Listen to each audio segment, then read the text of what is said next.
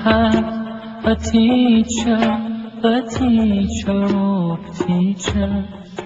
He changed the world for the better and made us better creatures. Oh Allah, we've shamed ourselves, we've strayed from our... Assalamualaikum warahmatullahi wabarakatuh. Bismillahirrahmanirrahim. Alhamdulillahi rabbil alamin. Wabihi nasta'in ala umuri dunya waddin. Ashhadu an la ilaha illallah wahdahu la sharika lah. Wa ashhadu anna Muhammadan abduhu wa rasuluh. Allahumma salli ala Muhammad wa ala alihi wa sahbihi ajma'in. Qala Allah Ta'ala, a'udzu billahi minasy syaithanir rajim. Subhanahu wa ta'ala amma yaquluna 'uluwan kabira. Kita sampai pada muka surat yang ke-83, dan pada kali ini kita akan membaca kisah Khubayb bin Adi radhiyallahu anhu dan orang-orang kafir Quraisy. Kita masih lagi berada di bawah tajuk orang-orang yang bertakwa dan orang-orang yang sengsara. Ketika orang-orang kafir Quraisy hendak menghantar tubuh Khubayb bin Adi radhiyallahu anhu menuju ke tiang tali gantung, mereka bertanya kepadanya, "Wahai Khubayb, apakah yang kamu inginkan?" Khubayb menjawab, "Saya mau melaksanakan solat 2 rakaat." Khubayb dijatuhkan hukuman bunuh ataupun hukuman gantung kerana menentang orang-orang kafir Quraisy. Maka bila menentang orang-orang kafir Quraisy, kerana Khubayb adalah seorang Islam, maka dia dijatuhi hukuman bunuh. Maka ketika dia nak dilaksanakan penghukuman, ditanyanya orang kepada dia, "Apa yang kamu nak?" Jawab dia, "Saya nak sembahyang 2 rakaat." Maka dia pun berdiri lalu berwuduk dan melaksanakan solat 2 rakaat. Dia melakukannya dengan agak terburu-buru. Setelah dia selesai melakukan solat, lalu dia berkata, "Demi Allah, kalau sekiranya kalian tidak beranggapan bahawa aku ni takut mati, nescaya saya akan melakukan solat dengan agak lama." Kenapa Khubayb sembahyang ni cepat? Takut orang-orang kafir Quraisy kata, tu yang sembahyang lama-lama tu pasal takut mati dia tu. Yang lama sembahyang tu sebab nak mengelak daripada matilah. Sebab tu yang dia sembahyang lama-lama. Katanya, "Sebab itulah aku sembahyang cepat, untuk mengelakkan fitnah kamu terhadap aku. Aku bukan takut mati, nak mati-matilah. Sebab tu aku sembahyangkan cepat supaya mengelakkan kamu daripada menyangka yang aku ni takut mati dengan sebab aku ni panjang sembahyangnya." Lalu mereka mengangkatnya menuju ke tiang tali gantung. Lalu dia pun mendoakan mereka, "Ya Allah, hitungkanlah jumlah mereka semua. Bunuhlah mereka semua sampai ke akar-akarnya. Dan janganlah engkau sisakan seorang pun daripada mereka." Maka bila dia nak dijatuhkan hukuman, dia berkata, "Wahai Tuhan, bunuhlah semua orang yang buat terlibat dalam hukuman bunuh terhadap aku sampai ke akar-akar umbinya.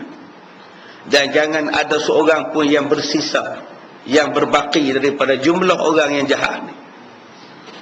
Mereka mengatakan, "Apakah kamu rela sekiranya Muhammad menempati keadaan kamu sekarang, sementara kamu berseronok di tengah keluarga dan harta kamu?" Orang kafir Quraisy bertanya kepada Khubayb, "Kalau kami ganti kamu dengan Muhammad, kamu nak tak? Boleh kamu duduk di rumah main-main dengan anak-anak, main-main dengan harta benda kamu?" Dia menjawab, "Demi Allah, sekali-kali aku tidak akan rela. Aku tidak rela kalau Rasulullah terkena duri, sementara aku berada di tengah-tengah keluarga dan hartaku." Akhirnya mereka pun membunuhnya. Lalu matilah sahabat Nabi ini. kata sahabat Nabi ni, jangan katakan Rasulullah nak dibunuh. Rasulullah tercucuk duri pun aku tak sanggup, sedangkan aku berseronok-seronok dengan harta dan keluarga aku. Ini bandingan sahabat-sahabat yang kasih sangat-sangat kepada Nabi SAW. Kita baru disuruh selawat pun berat benar tuan-tuan. Allahumma salli ala Muhammad wa ala ali Muhammad. Sahabat-sahabat Nabi bertanya pada Rasulullah bila turun saja ayat ya ayyuhallazina amanu sallu alaihi wa sallimu taslima. Wahai orang yang beriman, selawat dan salamlah kamu ke atas Rasulullah. Turun ayat Quran menyuruh umat Islam berselawat ke atas Nabi. Lalu sahabat-sahabat Nabi datang jumpa Rasulullah. Bila datang jumpa Rasulullah, mereka bertanya, ya Rasulullah, kami dah tahu dah cara memberi salam. Assalamu alayka ayyuhan nabiyyu wa rahmatullahi wa barakatuh. Assalamu alayna wa ala ibadillahi salihin. Bagaimana pula bacaan selawat? Salam kami dah tahu, selawat kami tak tahu. Maka Nabi pun kata, qulu Allahumma salli ala Muhammad wa ala ali Muhammad. Maka disebutkanlah Allahumma salli ala Muhammad wa ala ali Muhammad. Itu bacaan selawat ke atas Rasulullah. Dalam mazhab Maliki, dalam mazhab Hanafi tak wajib selawat dalam solat. Dalam mazhab Syafi'i, dalam mazhab Hanbali wajib tahiyat disebut sebagai selawat. Dalam mazhab kita Syafi'i dan Hanbali wajib sebut Allahumma salli ala Muhammad wa ala ali Muhammad. Tak sebut batal sembahyang, wajib diulang. Dalam mazhab Maliki, dalam mazhab Hanafi sunat disebut selawat. Jadi tuan-tuan, ulama-ulama bincang, Allahumma salli ala Muhammad, ya Allah turunkanlah rahmat ke atas Muhammad, wa ala ali Muhammad, dan ke atas keluarga Muhammad. Ulama-ulama bincang, ali Muhammad itu apa maksud? Apa makna ali Muhammad? Keluarga Muhammad. Maka jumhur ulama mengatakan bahawa keluarga Muhammad itu siapa? Siapa-siapa saja yang mengikut Nabi Muhammad SAW. Dia Said ke, dia Syarifah ke, dia bukan Said, dia bukan Syarifah, itulah keluarga Muhammad. Selagi mana orang itu ikut sunnah Nabi SAW, ikut cara dan contoh Nabi Muhammad, maka ulama jumhur mengatakan ali Muhammad itu ialah untuk orang yang ikut Rasulullah. Jadi kalau kita selawat ke atas Nabi, sebenarnya kita juga berselawat ke atas diri kita, minta doa ke atas diri kita. Yang kedua, ulama berpendapat ali Muhammad ialah keluarga Bani Muttalib dan Bani Hashim. Yang ketiga, mereka berpendapat ali Muhammad ialah zuriat keturunan Rasulullah SAW. Tetapi daripada tiga pendapat ini, yang paling zahir, yang paling mukhtar, yang terpilih ialah semua orang Islam yang mengikut Nabi Muhammad SAW layak dikatakan keluarga Muhammad. Jadi tuan-tuan, mudah-mudahan kalau kita pegang penafsiran yang pertama itu, selawat itu sebenarnya berbalik kepada kita, minta Allah Ta'ala turunkan rahmat, turunkan kasih sayang. Tapi banyak manusia yang tidak mau selawat ke atas Nabi, sedangkan Allah pun berselawat, malaikat juga berselawat. Jadi bila kita faham selawat itu benda yang paling senang ke atas Nabi pun, orang tak boleh buat bayangkan benda-benda yang lain. Kalau ditanya kepada kita, sayang siapa? Kamu ni dalam banyak-banyak manusia ni, kamu sayang siapa? Macam-macam jawapan. Mak, pak, isteri, anak, kekasih, suami, pemimpin. Berapa ramai yang jawab? Rasulullah. Dalam banyak-banyak orang dalam dunia ni, kamu sayang siapa? Rasulullah. Berapa ramai yang jawab? Isteri lah, suami lah. Siapa yang kamu sayang? Anak-anak lah. Siapa yang kamu sayang? Mak bapak lah. Berapa ramai yang jawab? Rasulullah. Saya pernah tanya satu orang, sayang Rasulullah ke sayang suami? Suami lah, gitu dia. Makcik sayang Rasulullah ke sayang suami? Suami lah, dia suami kita, gitu dia. Subhanallah. Tu suami, yang tu Rasulullah lagi tinggi darjat daripada suami. Saya akak ke sayang Rasulullah? Rasulullah. Isteri boleh cerai, boleh mati. Rasulullah tak boleh cerai dengan dia. Di hari kiamat dia duduk tunggu kita. Dia nak bagi syafaat di hari kiamat. Dia yang mengajar kita, yang dia bawa Islam pada kita. Dia letakkan Rasulullah itu sebagai nombor satu. Macam Khubayb. Khubayb kata, jangan katakan Rasulullah nak digantung. Terkena duri pun aku tak sanggup untuk dikenakan pada Nabi Muhammad sallallahu alaihi wasallam. Maka para pakar sejarah Islam mengatakan, sebelum Khubayb bin Adi radhiyallahu dibunuh, lalu dia mengucapkan, ya Allah, sampaikanlah berita penderitaan yang kami terima pagi ini kepada Rasulmu. Kesejahteraan dan kebahagiaanlah bagimu, wahai Rasulullah. Kesejahteraan dan kebahagiaan bagimu, wahai Rasulullah. Kesejahteraan dan kebahagiaanlah bagimu, wahai Rasulullah. Dikala itu Khubayb bin Adi radhiyallahu anhu berada di Makkahul Mukarramah, sementara Nabi Muhammad berada di Madinatul Munawwarah. Akan tetapi Rasulullah sallallahu alaihi wasallam dapat menjawabnya dengan mengucapkan, keselamatan dan kesejahteraan jugalah bagi kamu, wahai Khubayb. Kesejahteraan dan kebaikan juga bagi kamu, wahai Khubayb. Kesejahteraan dan kebahagiaan kamu juga bagi kamu, wahai Khubayb. Akhirnya dia pun mati menemui ajalnya. Dan sebelum Khubayb mati, Khubayb masih lagi menyebut satu-satu saja untuk diperdengarkan oleh orang-orang kafir musyrik. Katanya, saya tidak akan peduli dengan kematian selagi mana saya terbunuh sebagai seorang Muslim.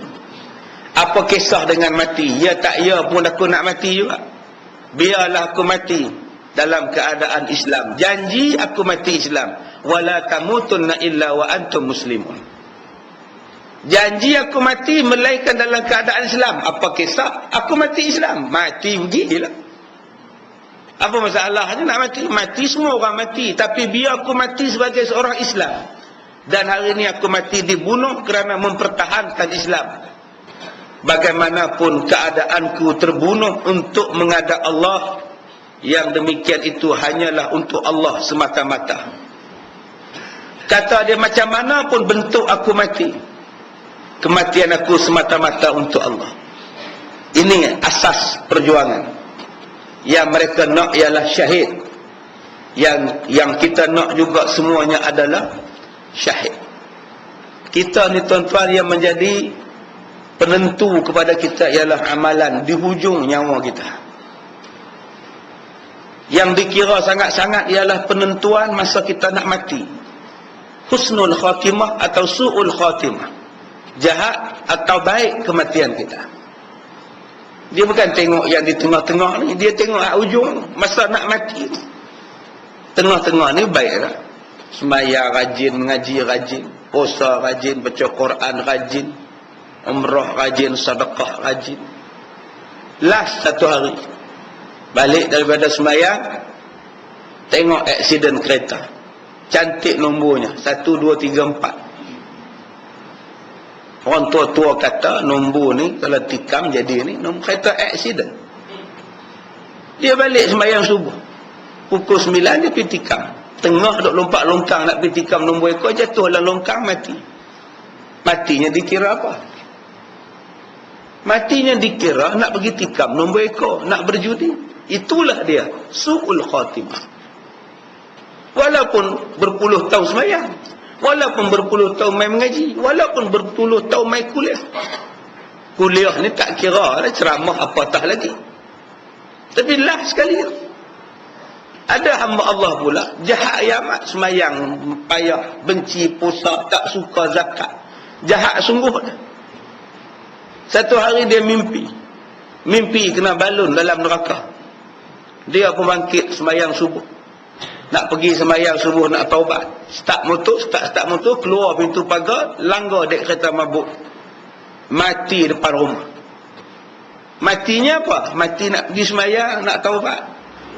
Walaupun dulu jahat, dengan berjudi, dengan minum, dengan tak sembahyang, lah sekali baik, sempat mengucap lagi. Yang kita tadi pergi tikam nombor ekor, tak sempat mengucap, jatuh-jatuh terus koma, mati terus. Sebab tu tuan-tuan, kita jangan kata kita ni baik. Saya tak boleh kata saya ni baik. Siang malam pagi petang ceramah, belum tentu mati saya baik. Kalau niat di hujung nyawa saya tu nak buat jahat. Jadi bagaimana nak mati supaya dalam keadaan baik? Jawapan dia senang aja. Sentiasa buat baik. Dan nak buat jahat langsung tidak ada dalam hati. Cita-cita nak buat maksiat, cita-cita nak buat jahat tak ada langsung. Cita-cita kita ialah nak buat baik, nak buat baik, nak buat baik semata-mata. Yang ni yang kita nak buat supaya mati kita baik. Alhamdulillah. Isteri lepas-lepas suami mati balik daripada masjid, seronok isteri. Balik sembahyang maghrib, kemudian pergi pula sembahyang isyak. Habis sembahyang isyak, doa, zikir apa semua, start motor balik. Elok nak masuk ke rumah, pam, mati, kena langgar dek kereta. Alhamdulillah lah ustaz, seronok sungguh suami saya mati balik masjid ustaz. Kitab ada lagi dalam raga motor ustaz, syukur pada Allah. Baiklah tu. Cuma ustaz, saya heran juga, kasut yang dia pakai tu bukan kasut dia. Yang tu pula tuan-tuan. Dia cilok kasut orang rupa dia. Kasut dia hilang, dia bedai kasut orang pula. Lantak lah, orang ambil kasut aku ambil kasut orang lah. Dia start motor dengan kasut orang, dia pakai dengan kasut orang. Mati dalam keadaan cah mencuri. Tuan-tuan buat lah. Hilang kasut di surau, tuan-tuan bedai kasut orang pula. Mati tu cah mencuri tu. Ustaz, kalau kasut yang lama-lama ustaz, orang dah tinggal ustaz, saya ambil pakai ustaz. Wallahu a'lam. Kalau saya bedai kasut surau ustaz, kasut terompah ustaz, wallahu a'lam. Fikir-fikirlah sendiri. Lu fikirlah sendiri. Yang tu yang kita tak mau tu, mati dalam keadaan buruk di situ. Biar mati baik, mati baik, mati baik. Jadi macam mana nak mati baik? Macam Hubaib kata, lantaklah aku mati macam mana pun, janji aku mati Islam, mati dalam keadaan baik, mati dalam keadaan aku nak sayang kepada Allah, aku buat jihad untuk Allah. Kalau dia mengkehendaki, dia akan memberkati setiap tubuhku yang tercarik-carik. Walaupun tubuh aku kena tetap, walaupun tubuh aku terpotong-potong, walaupun tubuh aku hancur, walaupun tubuh aku terbakar, walaupun buruk cara kematian aku, dibunuh, dikerak 18, tapi kalau kematian aku semata-mata mempertahankan Islam, aku reda. Cuba tengok orang-orang yang syahid, berapa ramai yang dirosakkan badan dia. Cucu Nabi, berapa puluh tikaman di badan dia. Dipotong kepalanya, dipotong tangannya, dipotong kakinya. Dadanya penuh dengan tusukan pedang, dengan panah yang melekat di tubuh. Bercerai badan dia, hancur dagingnya. Lantaklah Allah Ta'ala akan sambungkan balik dengan penuh kecantikan di hari kiamat. Yang ni yang mereka nak tuan-tuan. Dipanggil sebagai apa?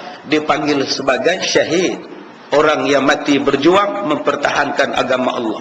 Baik, yang seterusnya, kisah Abu Muslim Al-Khawlani radhiyallahu anhu dan Aswad Al-Unsi. Sesungguhnya Aswad Al-Unsi seorang pembohong, dan dia merupakan pembohong besar di negeri Yaman. Telah memohon kepada Abu Muslim Al-Khawlani agar dia mahu beriman dan percaya kepadanya dan mengakuinya sebagai Rasul utusan Allah. Akan tetapi Abu Muslim menjawab, aku tak dengar apa yang kamu cakap. Aswad Al-Unsi ni dipanggil sebagai Dajjal. Dajjal kecil. Nabi kata sebelum Dajjal besar datang, ada lebih kurang 30 orang. 30 orang yang mengaku Nabi. Termasuklah yang mengaku Nabi ialah Aswad Al-Unsi. Dia jumpa dengan seorang sahabat Nabi yang bernama Abu Muslim Al-Khawlani di negeri Yaman. Kata Aswad, kamu mengakulah dan kamu saksilah, aku ni Rasulullah. Apa jawab sahabat Nabi, Abu Muslim? Abu Muslim menjawab, entah, aku tak dengar apa pun yang kamu cakap. Kamu cakap apa aku tak dengar? Orang gila ni mengaku dia sebagai Nabi. Dijawab oleh sahabat Nabi, aku tak dengar apa yang kamu cakap, aku tak dengar. Aswad naik marah, lalu dikumpulnya kayu bakar. Dikumpulnya kayu api, dinyalakan api, nak dilontarnya sahabat Nabi ni ke dalam api. Kemudian Aswad mengumpulkan kayu bakar dan melemparkannya ke dalam nyalaan api yang bernyala-nyala. Maka ketika nak dilempar itu, disebutnya hasbunallah wa ni'mal wakil. Semalam saya sebut di surah Kemensah Al-Iman. Hasbunallah wa ni'mal wakil, di antara kata-kata yang paling agung yang diucapkan oleh seorang makhluk.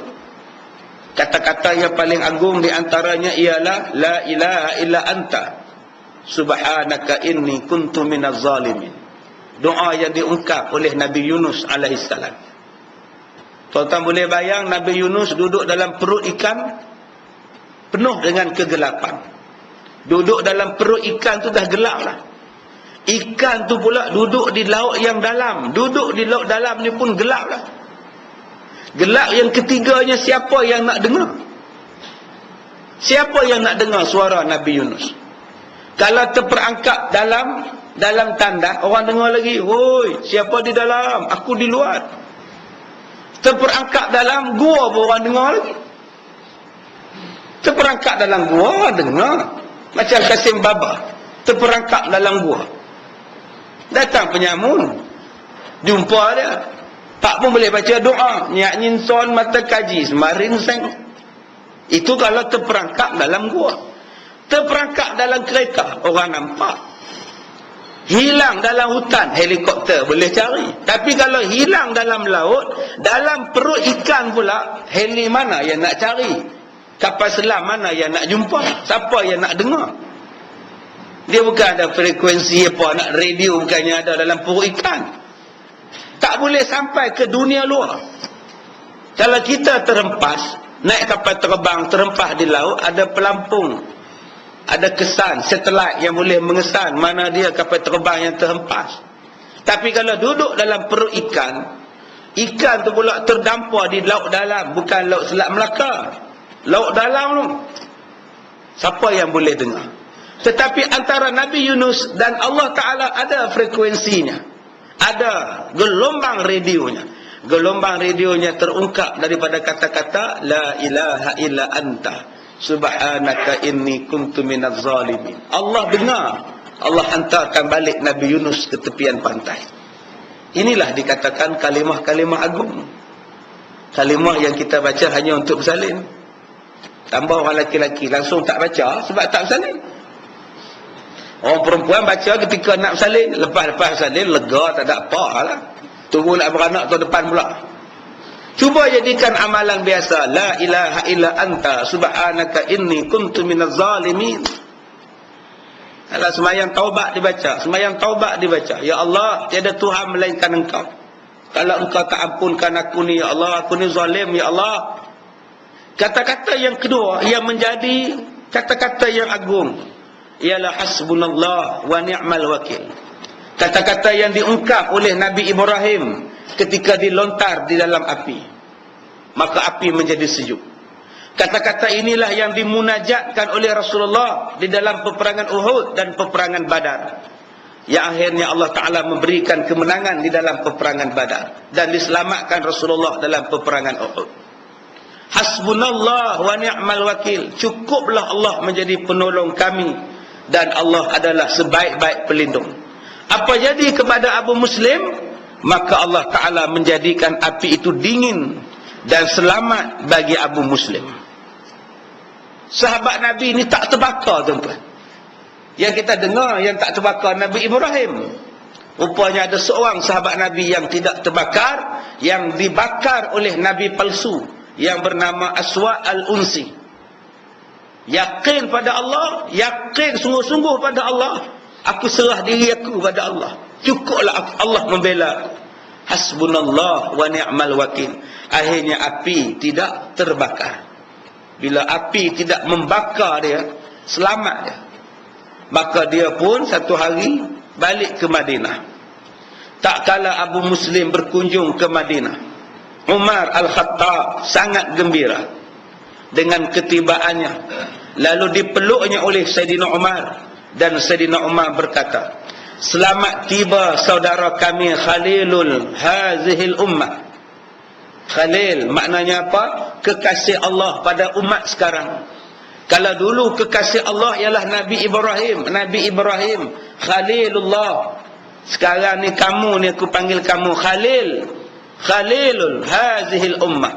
Ini adalah kekasih Allah umat sekarang, zaman sekarang. Sebab dilontar dalam api tak terbakar. Jadi tuan-tuan, ini ditunjukkan tahap iman kita. Tahap keimanan seseorang ni tak terbakar. Ada satu sahabat saya, dia ni ustaz, bawa orang pergi umrah, aksiden di Madinah, kapal basnya terbakar. Tapi bila bas tu dah dipadam, mayatnya langsung tak rentung. Duduk depan belakang seat, belakang driver bas. Yang driver bas tu mayatnya rentung, tapi dia duduk di belakang tak rentung mayatnya, tuan-tuan. Bas terbakar anak. Ini hebat iman kita. Tu yang kita takut, tuan-tuan. Ya, saat kematian kita. Orang dapat nilai kematian kita, dan kita yang akan merasa bentuk kematian kita. Jadi kita duduk dalam surau ni, insya-Allah. Minum arak jauh sekali. Berjudi, insya-Allah, gamak-gamaknya takkan buat. Berzina, insya-Allah tak buat. Bunuh orang lagi tak buat. Rogol lagi tak buat. Nak rogol apa, naik tangga pun tak dapat.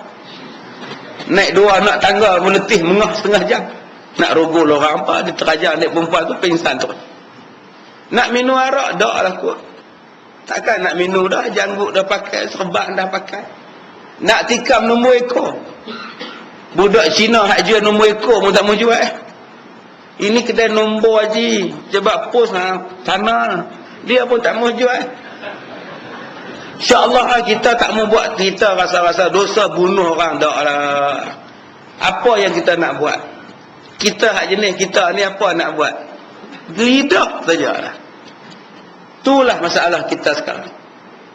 Kita tak dapat dosa bunuh orang, zina, rogol, liwat. Kita tak buat. InsyaAllah kita tak boleh buat benda itu. Dan takkan buat. InsyaAllah Tuhan pelihara. Tapi yang kita tak boleh kontrol ni. Ni hak lidah ni. Lidah ni tuan-tuan lagi jahat daripada bunuh. Wal fitnatu akbar. Wal fitnatu asyad minal qatl. Kita nampak orang yang bunuh tu jahat. Tapi kata Allah, mengumpat, memfitnah lagi besar daripada membunuh. Memang kita tak buat dosa membunuh. Memang kita tak bunuh orang.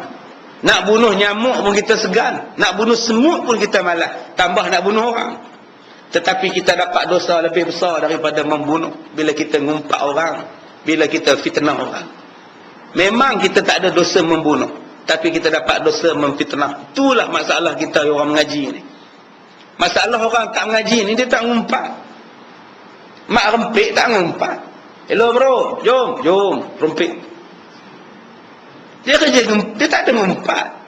Bro, mana? Jalan mana? Batu 3. Okey bro. Bro, jom. Bro, jalan sekali. Dia tak ada ngumpat. Dia sebut enjin motor dia, ya, hang tebuk ni, hang potong ni, hang cocoknya ni, hang buang ni, hang tukar yang ni. Habis tu ada ngumpat motor je.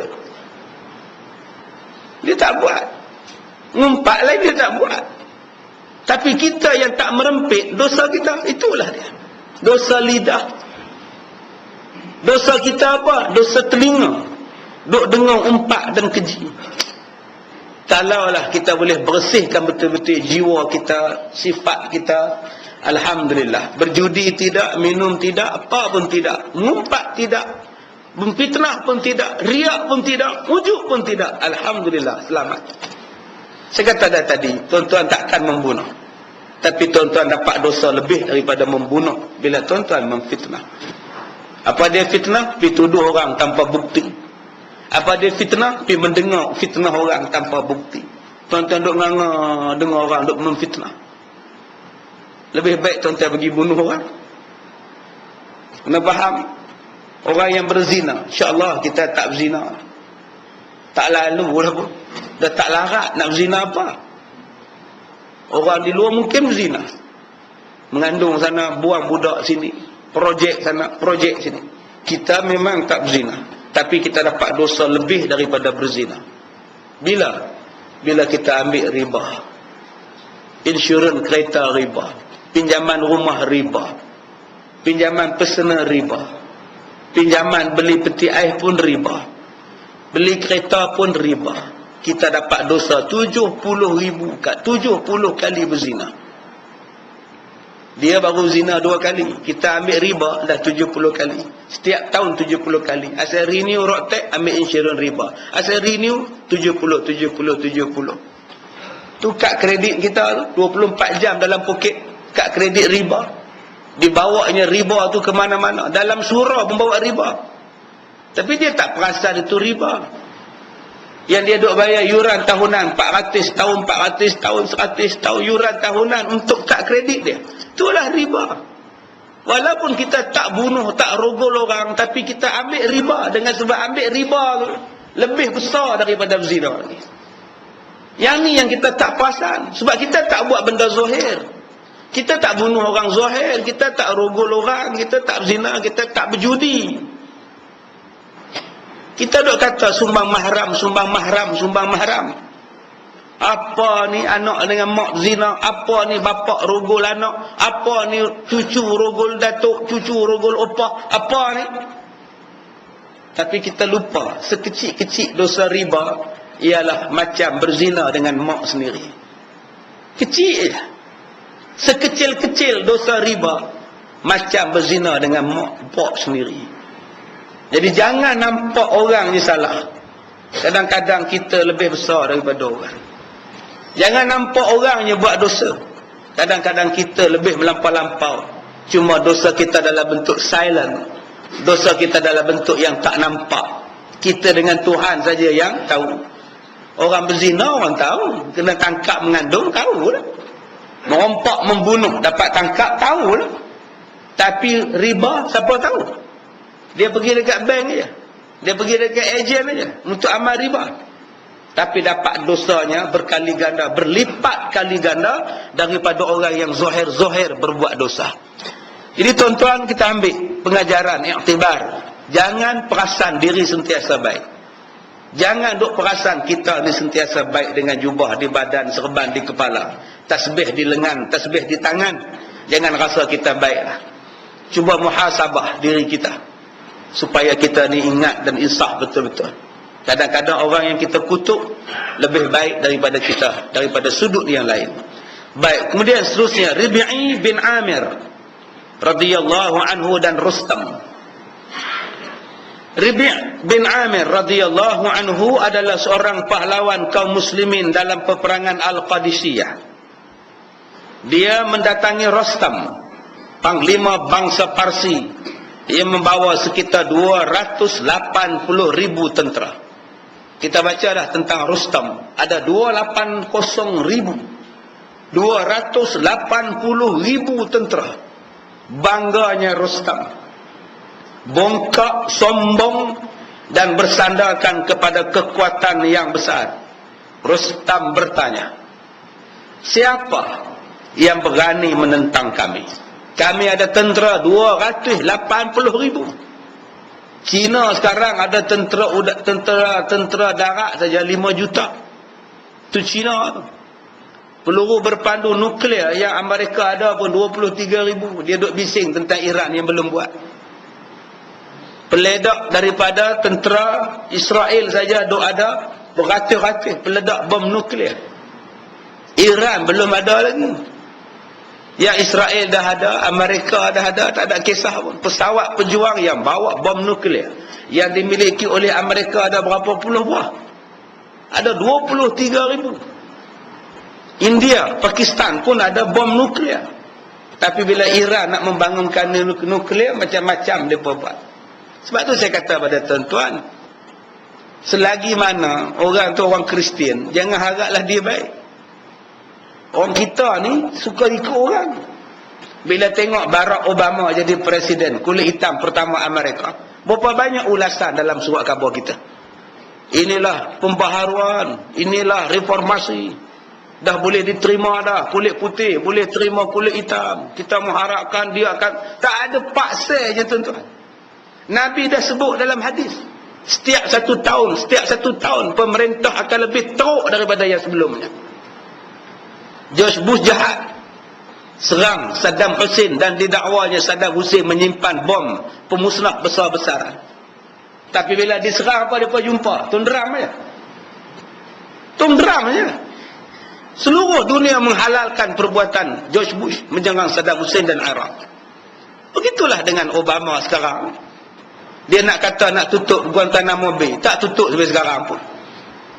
Dia kata nak tarik balik tentera daripada Afghanistan, ditambahnya lagi ada. Nak buatnya kebaikan dengan negara-negara Islam, sampai sekarang tak buat hubungan baik pun. Tapi kita ni suka ngikut orang. Orang bagi pendapat Obama bagus, kita kata Obama bagus. Selagi dia Kristian, dia takkan bagus ya. Walan tarda ankal yahudu walan nasara hatta tattabi'a millatahum. Quran sendiri sebut, Quran sendiri jawab. Kita dok kata perjuangan kami berasaskan Quran. Mana ada? Bagi ulasan saya dok baca ulasan. Inilah yang boleh berlaku. Tak heran di Malaysia nanti mungkin rakyat Malaysia orang Islam boleh terima Cina jadi Perdana Menteri. Disebabkan Amerika kulit putih boleh terima kulit hitam. Mereka boleh terima Barack Obama sebagai presiden sebab Barack Obama pun Kristian. Janji Kristian. Bangsa apa pun tak apa. Kalau bangsa orang asli Red Indian pun tak apa jadi Amerika punya presiden. Mereka boleh terima janji kamu Kristian. Bila naik saja Barack Obama, dia tutup masjid, dia tangkap Tok Imam. George Bush pun tak tutup masjid, tak rampas masjid, tak bunuh Tok Imam, tak tembak Tok Imam. Barack tembak, tangkap zaman dia, tutup masjid. Sebab apa yang mereka boleh terima Barack walaupun dia kulit hitam? Jawapan dia sebab Obama Kristian. Sebab tu mereka boleh terima. Mereka letakkan agama sebagai asas. Berbeza dengan politik orang Melayu, tidak meletakkan agama sebagai asas. Kamu Buddha pun kau lantik jadi pemimpin, kamu Hindu pun kau sokong. Patutnya orang Islam kena letakkan, kamu nak jadi pemimpin boleh, kamu orang India tapi Islam dulu. Kamu orang Cina nak jadi pemimpin kami boleh dengan syarat Islam dulu. Itu pembezaan dia.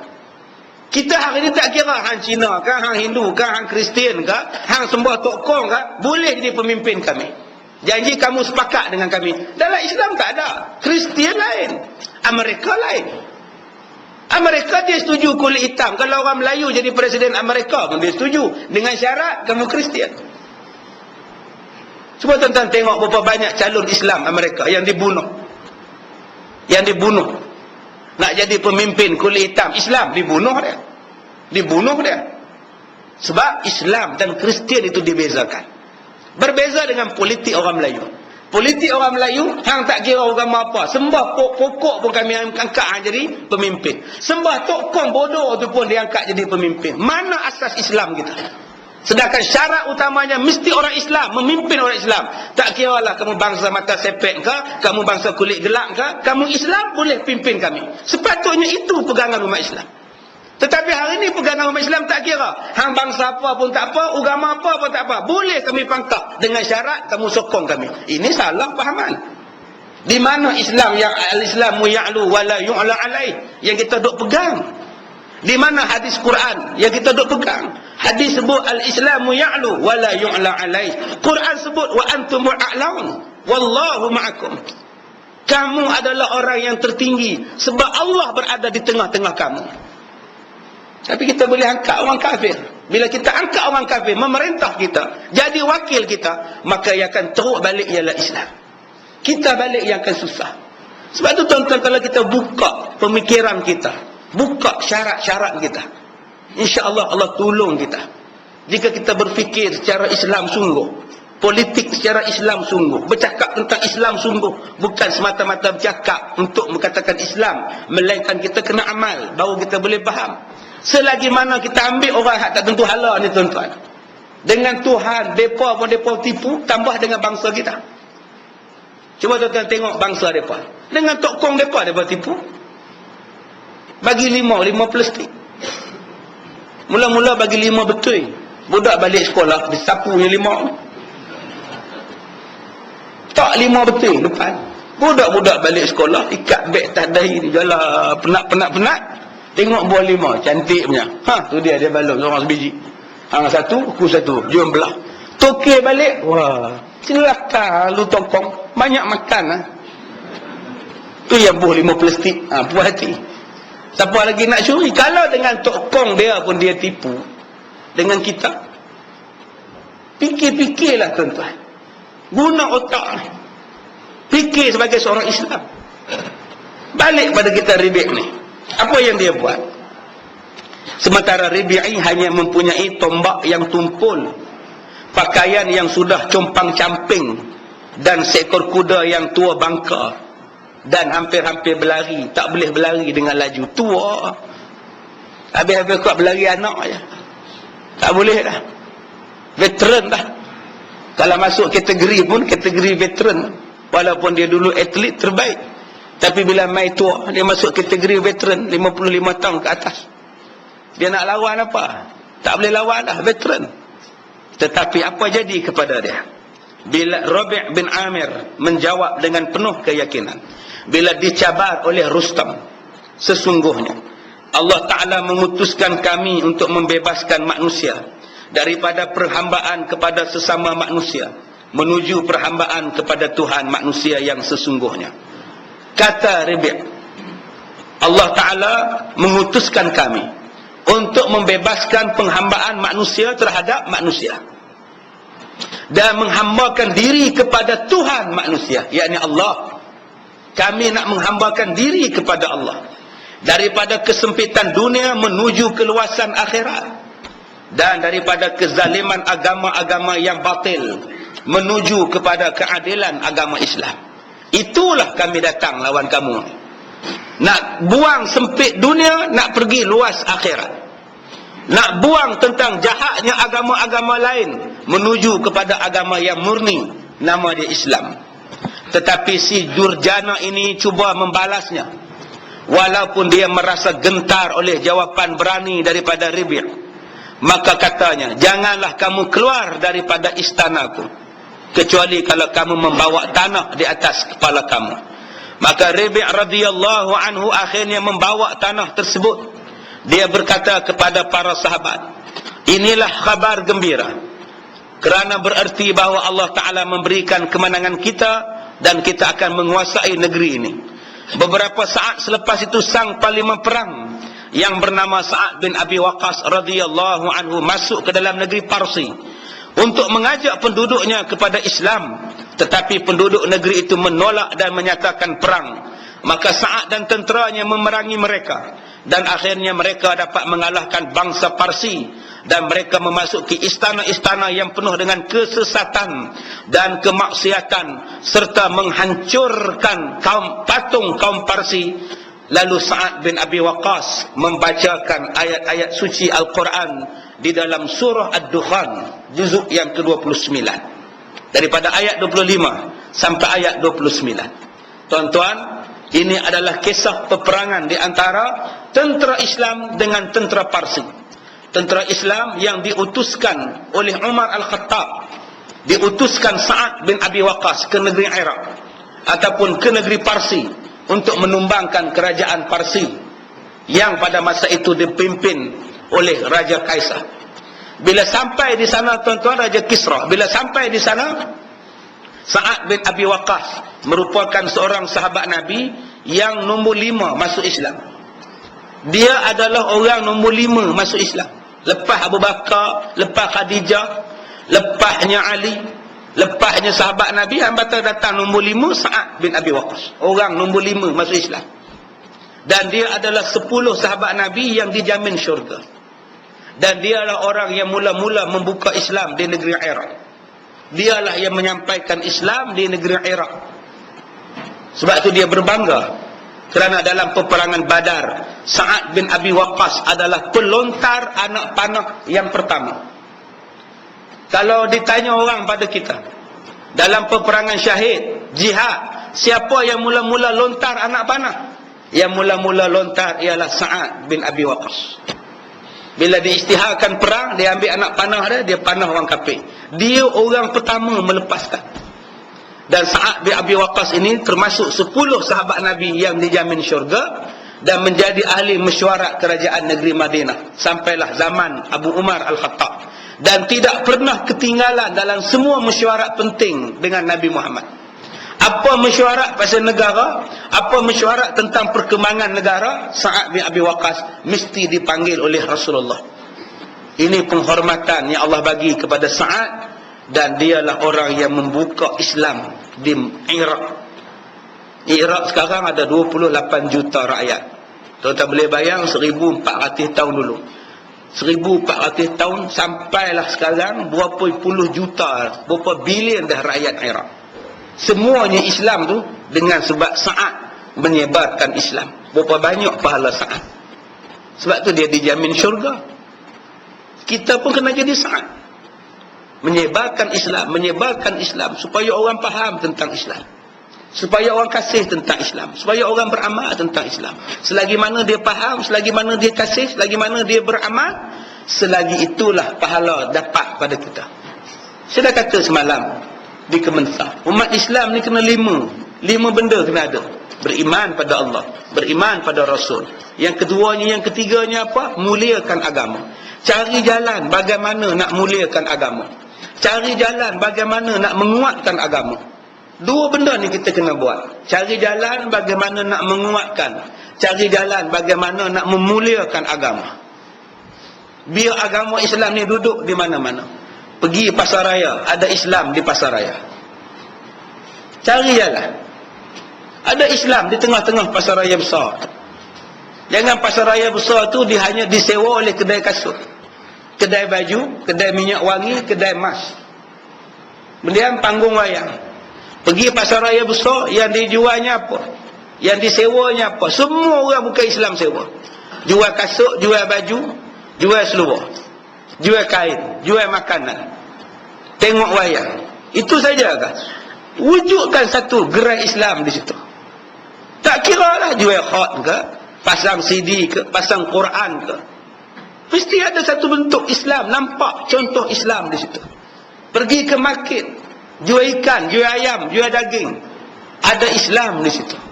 Letakkan di mana-mana pun tanggungjawab kita, ada Islam di situ.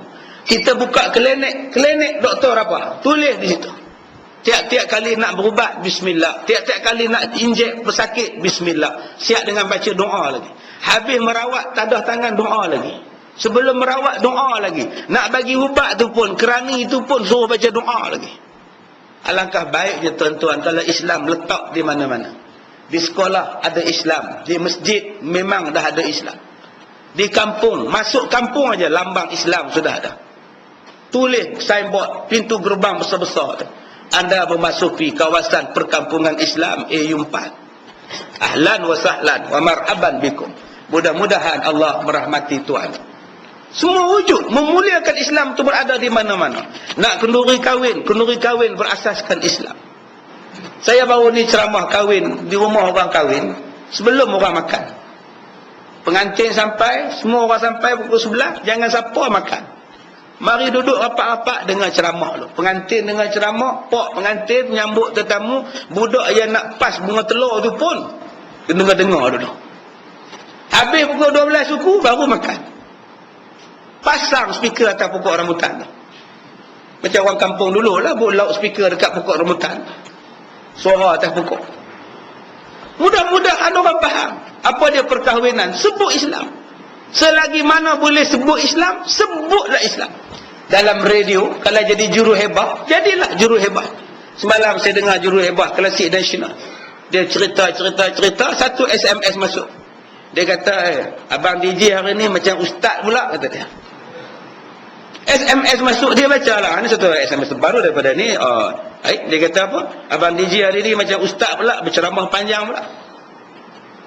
Biarkanlah daripada duduk merapu. Daripada cakap merapu, I follow. Daripada duduk merapu lagu Mak Saleh tak payah merosakkan bahasa. Baik bercakap tentang agama. Kalaulah semua orang buat kerja tentang Islam, senang tuan-tuan. Hari ini yang duk ceramah ustaz letih, ustaz tu. Ustaz dia pergi sana, ustaz dia pergi sini letih. Kalau semua orang buat, Taliban buatkan Islam.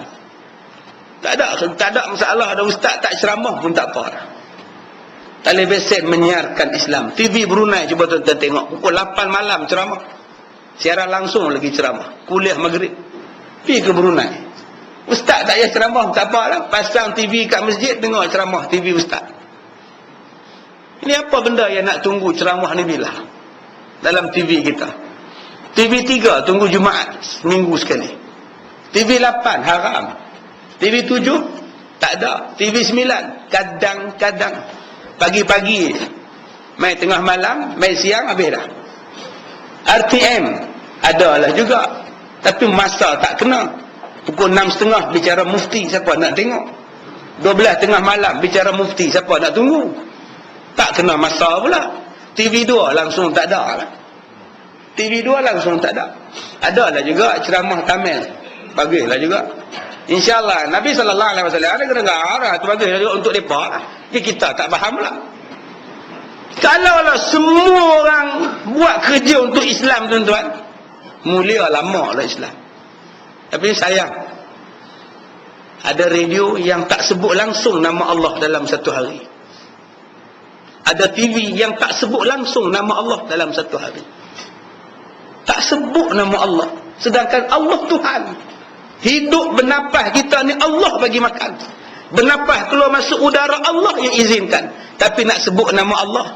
Ada surat khabar yang tak disebut nama Allah. Walaupun sehuruf, sepatah huruf perkataan dalam paper, kata nama Allah tak disebut. Kalau itulah yang kita dengar, kalau itulah yang kita baca, kalau itulah yang kita tengok, tuan-tuan boleh bayang tak? Kalau anak kita tengok satu benda yang tak disebut nama Allah, anak kita baca satu benda yang tak disebut nama Allah, anak kita mendengar radio satu nama Allah tak disebut, apa akan jadi pada anak tu? Baik atau buruk perangai dan sifat dia? Maka wajib pada kita sekarang nak tengok benda yang membiasakan kita dengan Allah, dengar membiasakan dengan kalimah-kalimah Allah, dan kita nak melihat, nak membaca dengan perkara-perkara yang biasa dengan kalimah-kalimah Allah. Apa yang dibaca oleh Sa'ad bin Abi Waqqas ketika dia masuk dalam negeri Iraq mengalahkan kerajaan Parsi? Ayat yang dibaca ialah kam taraku min jannatin wa uyun. Alangkah banyaknya taman dan mata air yang mereka tinggalkan, dan kebun-kebun yang indah-indah. Wa zuru'in wa maqamin karim, kebun-kebun dan tempat-tempat yang indah. Wa na'matin kanu fiha fakihin, dan keseronokan-keseronokan yang mereka menikmatinya. Kadzalika, demikianlah, wa awrasnaha qauman akharin, kami wariskan semuanya itu kepada kaum yang lain. Fama bakat alaihim, maka langit dan bumi tidak akan menangisi mereka. Alaihimus sama'u wal ard wa ma kanu munzarin, dan mereka pun tidak akan diberi tangguh. Tuan-tuan yang dirahmati Allah, bila Nabi sebut di dalam suratul Fajr, bila Allah Ta'ala sebut dalam surah Al-Fajr tentang kerajaan Rom dan Parsi yang akan jatuh, maka Nabi gembira. Dan pelaksanaan kegembiraan itu ialah di zaman Umar Al-Khattab, dipimpin oleh Sa'ad bin Abi Waqqas. Dan mereka membacakan ayat-ayat ini sebagai satu pengajaran pada kita. Berapa banyak manusia yang membina benda yang hebat-hebat, bangunan, kehebatan, kecantikan, sistem, semua benda hebat, tapi dalam sekelip mata boleh bertukar tangan. Sekarang lalu depan bangunan, duk meleleh elio, boleh cakap saja, boleh tengok saja. Allah kata kadzalika wa awrasnaha qauman akharin.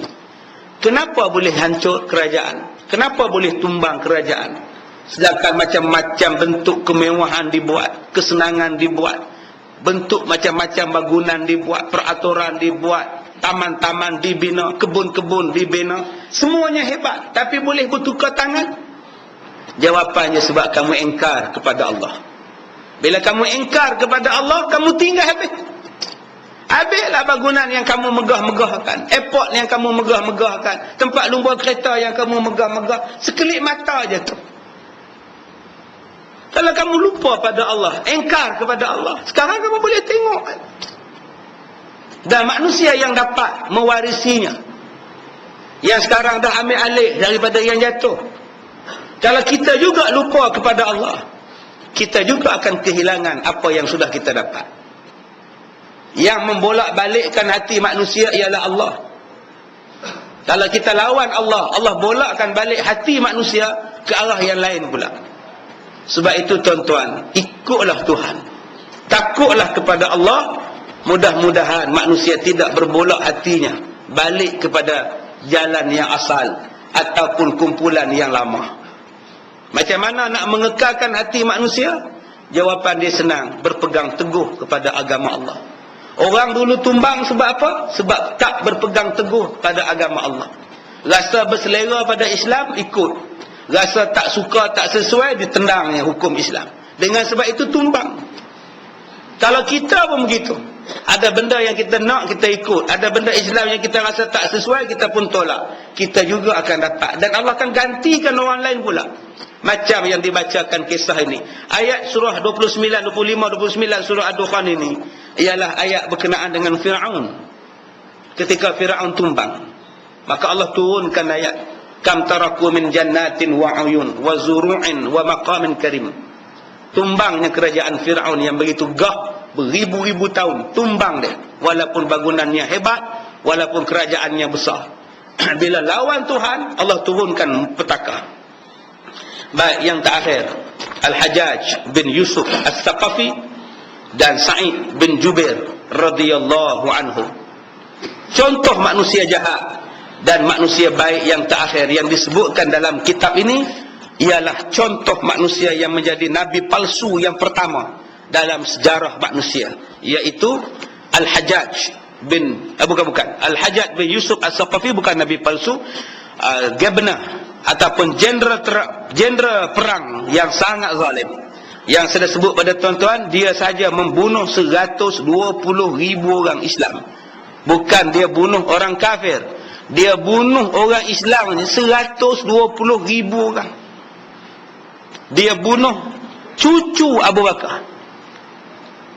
Dia bunuh cucu Abu Bakar, Abdullah bin Zubair punya anak, Abdullah bin Zubair Al-Awam.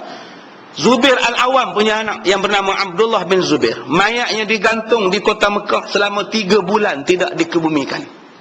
Orang pergi masjid, orang balik umrah, orang buat umrah, nampak mayat cucu Abu Bakar, anak saudara Nabi Muhammad, tergantung di kota Mekah. 3 bulan dia tak buang, tuan-tuan. Dia pancung kepala cucu Nabi Muhammad, Sayyidina Husain. Ni Hajjaj bin Yusuf ni punya jahat. Orang lintah depan dia pun dia pancung kepala.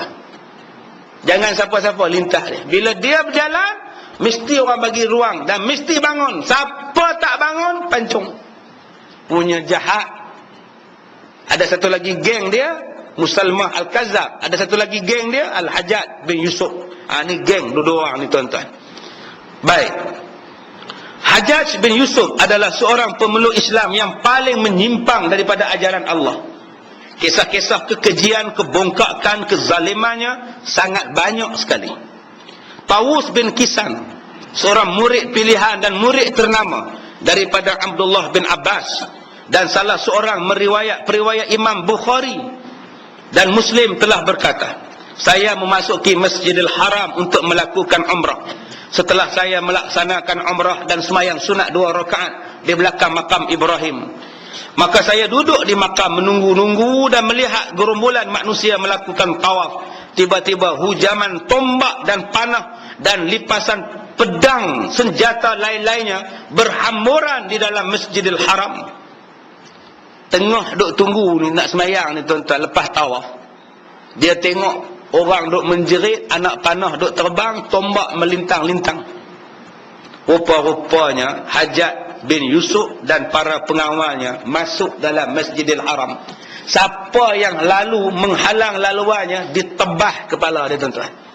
Walaupun dalam masjid. Kaabah tak Kaabah, masjid tak masjid. Kita ni kalau pergi Kaabah, diam, tak cakap apa. Duduk dalam Masjidil Haram, nak siku orang pun tidak. Punya hormat pada Kaabah dan pada Masjidil Haram. Mari puak-puak Hajjaj ni, tuan-tuan, ditebah batang leher orang dalam masjid, berambuk darah, jenuh puak-puak Bangla pergi cuci pula. Itu saya tambah lah. Lah ada cuci puak-puak Pakistan, Bangla di sana tu. Baik, sementara itu ada seorang Arab Badui yang sedang duduk tiba-tiba satu tusukan melekat di baju orang Arab Badui itu. Padahal dia masih buat tawaf. Dia jalan tawaf. Tapi anak panah melekat di badan. Lalu dia pun rebah. Bila rebah di hadapan Hajjaj, maka dia bertanya. Hajjaj tanya, daripada mana kamu datang? Tanya pada orang hak rebah. Dah aku nak tawaf, yang kamu kata tawaf pasal apa? Bagi laluan pada aku. Nak buat baik pun pergi bunuh orang, tuan-tuan. Dia nak tawaf, dia bunuh orang yang tawaf pasal ganggu dia lalu. Bila laki-laki ni rebah, laki-laki ni ditanya, kamu asal orang mana? Jawab laki-laki ni, daripada Yaman. Aku datang dari Yaman. Kebetulan Hajjaj bin Yusuf ada abang dia di Yaman, jadi pemimpin di Yaman. Hajjaj bin tanya, bagaimanakah anda meninggalkan abang saya di Yaman? Maka dia bertanya, siapa abang kamu? Kamu tak kenal dia? Nama dia ialah Muhammad bin Yusuf. Dia seperti aku juga, berbuat aniaya dan menzalimi manusia. Dia dilantik sebagai gubernur di Yaman. Kamu tak kenal dia? Dia gubernur di Yaman. Jawab laki-laki yang dah luka tadi, yang dipanah tadi, masa aku datang buat umrah, aku tinggalkan abang kamu dalam keadaan sihat dan gemuk. Lalu Hajjaj menyangkal, saya tidak bertanya tentang kesihatan abang aku, tetapi yang aku tanya tentang keadilannya macam mana. Jawab orang Arab tadi, saya meninggalkannya dengan perbuatan yang sangat zalim dan menganiaya rakyatnya. Maka Hajjaj pun dengan keadaan gusar dan amarah bertanya lagi, tidakkah kamu tahu dia itu adalah abang aku? Jawab laki-laki tadi, wahai Hajjaj, kalau kamu mengira bahawa dia lebih mulia dan lebih bangga dengan keberadaan kamu daripada kemuliaan dan kebanggaanku kepada Allah Ta'ala, apa kamu banggakan abang kamu buat zalim? Aku lebih bangga dengan Allah, bukan dengan abang kamu. Maka Tawus menjawab, demi Allah, bila laki-laki tadi menjawab, apa aku peduli dengan abang kamu? Abang kamu zalim, abang kamu bantah Allah, aku nak peduli apa? Kata Tawus, seorang ulama di sini, dia kata apa? Naik bulu roma aku. Bila dia jawab macam itu, apa katanya? Putihlah kepala kawan ni. Hancurlah dia ni, kena rejam, kena bunuh dengan Hajjaj. Tiba-tiba Hajjaj tak bunuh laki-laki itu. Hajjaj membiarkannya begitu saja. Ini dia tuan-tuan, sejahat-jahat Hajjaj.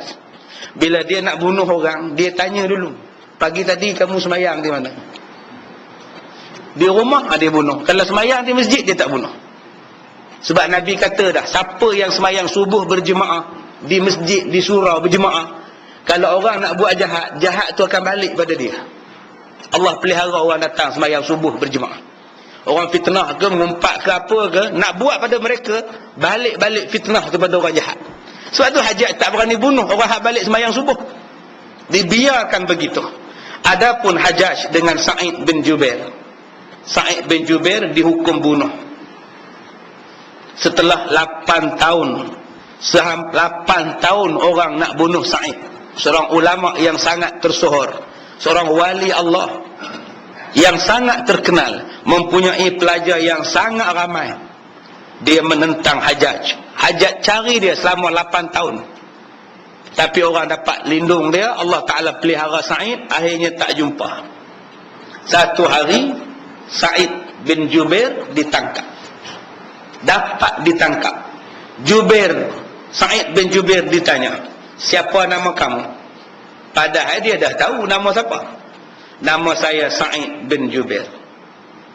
Maka Hajjaj membantahnya, tidak, nama kamu ialah Syaqi bin Kasir. Apa maksud Syaqi? Syaqi maknanya ialah orang yang sengsara. Kasir maknanya ialah binasa. Kamu ialah orang sengsara, anak orang celaka. Saja nak bagi Sa'id ni marah. Sa'id berkata, sesungguhnya mak aku lebih tahu apa nama aku. Kamu cakaplah macam mana pun, mak aku lebih tahu. Hajjaj menjawab, sengsaralah kamu dan mak kamu pun celaka. Saja nak bagi Sa'id tu marah. Lalu dia menjawab, demi Allah, saya akan menggantikan dunia ini dengan api neraka yang menyala-nyala kepada kamu, wahai Sa'id. Maka kata Sa'id, kalau saya mengetahui itu urusan di tangan anda, maka saya akan menjadikan anda sebagai Tuhan. Kata Hajjaj, sekarang aku akan tukarkan dunia kamu dengan neraka. Kata Sa'id, ulama terkenal ni, kalau itu kamu boleh buat, aku mengakulah kamu sebagai Tuhan. Kamu bukan Tuhan, nak ubahkan manusia, nak ubahkan alam, kamu bukan Tuhan. Kalau kamu boleh buat, lama dah aku mengaku kamu Tuhan. Kamu manusia seperti aku, kata Sa'id bin Jubair. Hajjaj berkata, berikan kepadaku emas dan harta yang melimpah. Maka tenteranya menghadirkan beberapa emas dan perak, lalu melemparkan di hadapan Sa'id. Hendak diujinya Sa'id. Sa'id berkata, wahai Hajjaj, jika kamu melakukan ini kerana riak, sum'ah dan menghalang manusia daripada jalan Allah, harta kamu tidak boleh menolong aku. Harta kamu tidak boleh menolong kamu daripada siksaan Allah. Ditolaknya emas. Sa'id bin Jubair tolak emas. Apa pula dia nak buat? Hajjaj hantar pula penari gelek. Dihantarnya penari gelek menyanyi di hadapan ulama wali Sa'id bin Jubair. Tergelek-gelek di situ. Bila menyanyi di situ, Sa'id menangis. Sa'id menangis. Bila ditanya kenapa menangis, aku bukan menangis mendengar nyanyian perempuan tu. Aku menangis kepada perempuan itu kerana dia sanggup menjadi gundik untuk buat jahat kepada manusia lain. Sanggup bersekongkol dengan orang jahat. Aku menangis kesian pada perempuan itu. Silap cari tempat bergantungan, silap cari tempat rezeki. Sedangkan dia dicipta bukan untuk menyanyi, dia dicipta untuk beribadat pada Allah. Menangis Sa'id. Tak jalan juga. Lalu diheretnya Sa'id bin Jubair daripada arah kiblat dan diseksanya dengan seksaan yang belum pernah dilakukan oleh orang terhadap Sa'id bin Jubair. Pada masa itu seluruh anak-anak murid Sa'id bin Jubair berada di hadapan istana Hajjaj. Sebelum Sa'id bin Jubair dijatuhkan hukuman bunuh, dia pesan kepada anak-anak muridnya, jangan tuntut bela, jangan lawan, jangan berperang, baliklah kamu ke istana, ke rumah kamu. Aku isytiharkan pada hari ini, aku adalah orang yang terakhir yang akan dibunuh oleh Hajjaj bin Yusuf. Selepas ini Hajjaj tidak akan lagi boleh membunuh orang. Maka dipancunglah kepala Sa'id bin Jubair. Dan ketika dipancung mukanya itu, tuan-tuan, kalimah Allah, darah membentuk kalimah Allah, jatuh di atas tanah membentuk kalimah Allah. Darah dia tu bentuk kalimah Allah. Sa'id bin Jubair. Tuan-tuan tahu sebelum dia dibunuh apa dia baca? Maka dipalingkan dia daripada arah kiblat supaya matinya bukan menghadap kiblat. Sa'id menjawab, fa aynama tuwallu fathamma wajhullah. Kamu hadaplah wajah aku ke mana-mana pun, sebenarnya kiblat berada di mana-mana, di situlah wajah Allah. Kamu belakangkan kiblat pun tak apa, Allah ada di sana. Akhirnya kepalanya dibenamkan di dalam tanah, dikorek tanah, dimasukkan kepalanya dalam tanah. Lalu dibacanya ayat Quran, minha khalaqnakum wa fiha nu'idukum wa minha nukhrijukum taratan ukhra, surah Taha ayat 55. Daripada tanah aku diciptakan, kamu diciptakan, daripada tanah kamu akan dikembalikan, kepada tanah kamu akan dikembalikan, daripada tanah kamu dibangkitkan, dan daripada tanah juga kamu akan dikeluarkan. Akhirnya bunuhlah dia, kata Hajjaj. Bila dibunuh, tuan-tuan, saya katakan tadi, bila putus kepala Hajjaj, jatuh ke tanah, lidahnya masih menyebut Allah, walaupun kepalanya dah putus, masih sebut Allah. Dan darah yang jatuh di atas tanah membentuk kalimah Allah. Bila selesai malam tu, dibuat kenduri, kerajaan berjaya membunuh 8 tahun punya target nak dibunuh. Hajjaj pun panggil semua pembesar, minum-minum, nyanyi-nyanyi, makan-makan, kegembiraan. Tengah duk minum ni, tuan-tuan, Hajjaj nampak di muka pintu Sa'id bin Jubair. Oh, sudah. Tadi kan dah mati. Kan dah putus. Macam mana boleh timbul pula ni?